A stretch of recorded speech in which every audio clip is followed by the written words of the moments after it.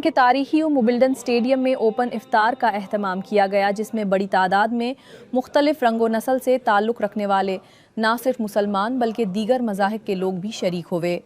Ground کی pitch پر اذان دی گئی، شرکاء نے اپنی سیٹوں پر روزہ افطار کیا۔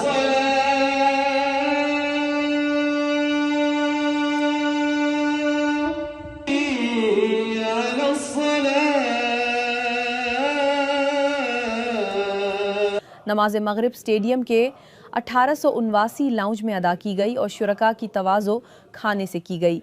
ویمبلڈن فٹ بال کلب کی تاریخ تقریباً 135 سال پرانی ہے اور اس تاریخی جگہ پر پہلی بار افطار کا اہتمام کیا گیا ہے۔ برطانیہ کے ونزر کاسل، پارلیمنٹ اور لارڈز کرکٹ گراؤنڈ سمیت متعدد تاریخی مقامات پر افطار کا اہتمام رمضان ٹینٹ پروجیکٹ کی طرف سے کیا جا رہا ہے اور اس سال کا آخری بڑا افطار لندن کے ٹریفالگر اسکوائر میں کیا جائے گا۔